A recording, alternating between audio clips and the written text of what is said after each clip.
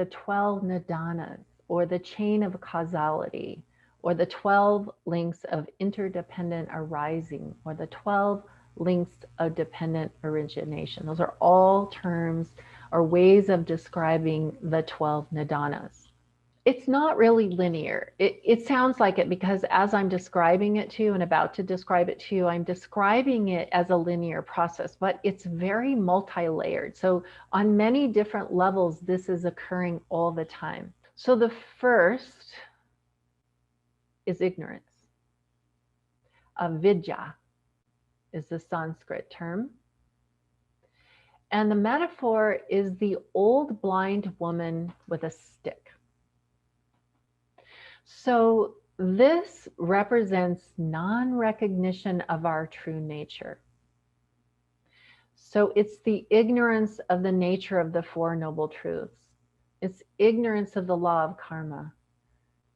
It's ignorance of the doctrine of no self, which we'll talk about more today. So it is this ignorance about how we really exist, and that there really isn't any solid, separate self, that we are completely interdependent, interrelated. And we don't know this. And so the whole process begins with ignorance. The next is karmic formations. Sometimes it's referred to as conditioning factors or samskaras. These are karmic seeds from positive, negative, and unwavering acts in the past, karmic imprints.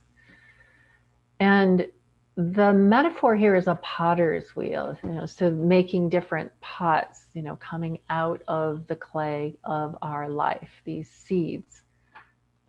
Karmic seeds can be positive, so they will have positive results. They can be negative. They can have negative results, or unwavering. Those are, in a way, neutral. And we have karmic imprints in our mind stream that come from previous lives. And these are the impulses that precede actions. And these karmic tendencies really push us around unconsciously. And new habits and experiences will create new samskaras, and then repeated behaviors then will deepen the imprint. So that is conditioning factors or karmic formations. The next is consciousness, vijnana. So the metaphor here is a monkey in a house with 6 windows. So there are 2 types of consciousness that arise when karma propels us into a new life. So the first is cause moment. So this is the aspect of consciousness that comes at the moment of the performance of an action. So at the moment that you do something positive, negative, or neutral.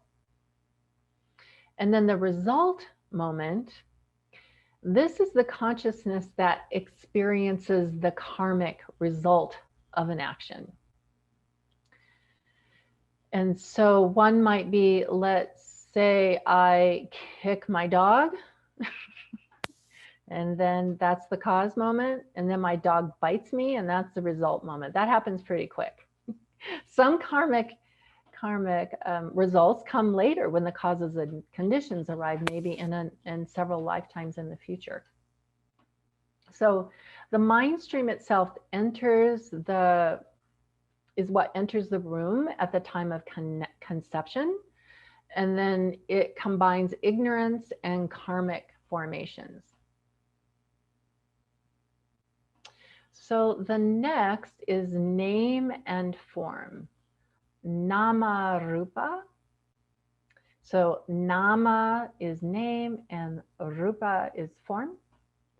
And the metaphor here is a boat traveling from one lifetime to another. So these are the skandhas, the 5 skandhas, or sometimes referred to as the 5 heaps. And these are the psychophysical constituents of the human being.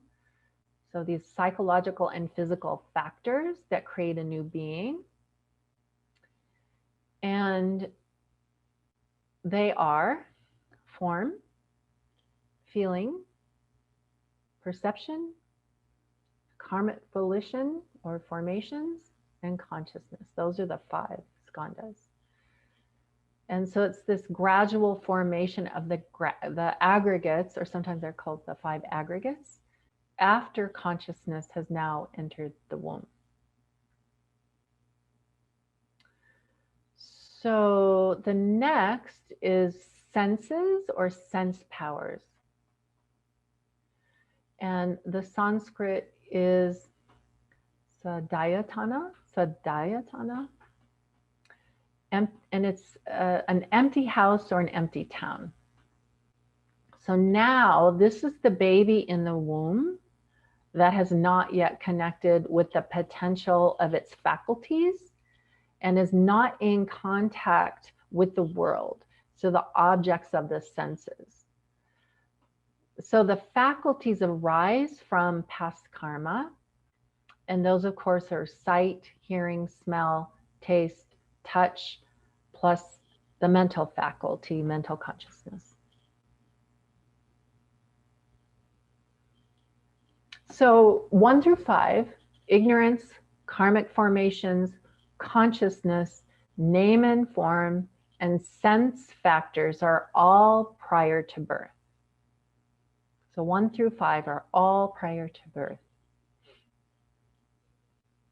But now we have birth, contact, sparsha.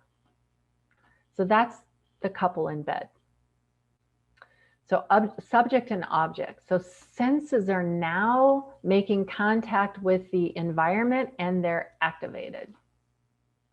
It's kind of like having your iPhone, charging it up, and then you turn it on and it like makes contact. And a lot of stuff comes in. Boom, boom, boom, boom, boom, boom. So this is the coming together of external objects and the inner sense consciousnesses, and it's through the sense faculties. And so this is how phenomena or the external world is then detected. So the next is feeling, vedana, and the metaphor is the arrow in the eye. That's just so vivid, the arrow in the eye. So this is feeling, and it's the initial sensation that comes from contact. And so this is very basic. So it's good, I like that, give me more.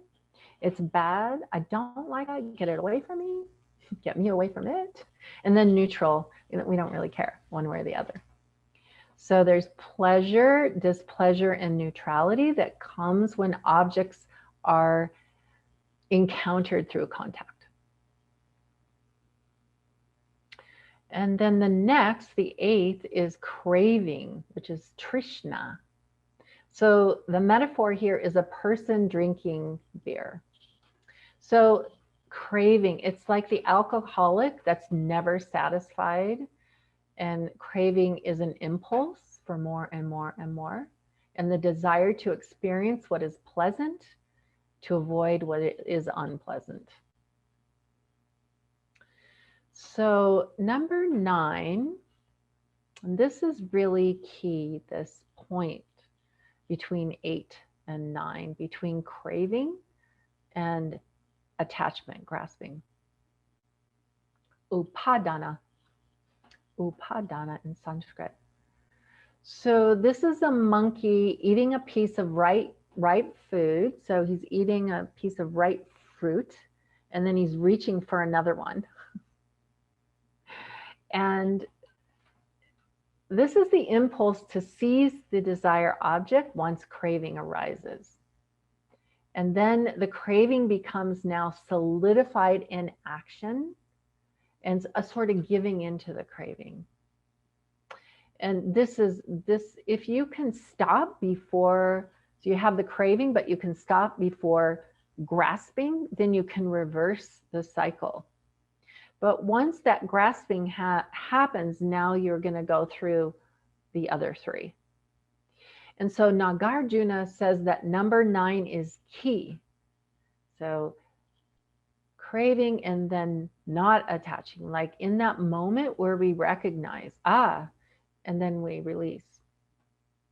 It's a little bit like when you're doing mindfulness of breathing and then you see that thought arise in that moment where you let it pass or you grasp onto it and off you go. And you're carried away, and maybe a little while later you're like, oh, I'm no longer following my breath. It's like that. So now, once you've grasped and seized the desired object, that takes you into number 10, which is new becoming. Bhava, bhava. So this is a woman who is 9 months pregnant. That is the metaphor. So due to craving and grasping, the next existence arises, whether it's a moment or a new lifetime. And now everything is set into motion to create a new life. So something new is set in motion now. And so number 11 is rebirth, jati. So the metaphor here is a woman having or holding a baby. So this is the result. You can see that slide. You have a craving, attachment, and becoming, and now it comes into being, birth. And then by the nature of being born, number 12, decline and death. So jara, marana, decline and death. So the metaphor here is a corpse, aging and dying, or an old person carrying a corpse. So it's a corpse that represents aging and dying, or an old person that is carrying a corpse. So this number 12 encompasses the entire lifespan. And then you see you come into being, and then there's old age, decline, and death. So Trungpa Rinpoche called the 12 Nidanas the karmic chain reaction. Karmic chain reaction. So you might be aware of this old English litany. Because of the nail, the shoe was lost. Because of the shoe, the horse was lost. Because of the horse, the rider was lost. Because of the rider, the battle was lost. Because of the battle, the kingdom was lost. And all because of a horseshoe nail. See, the smallest things can have the most profound effects.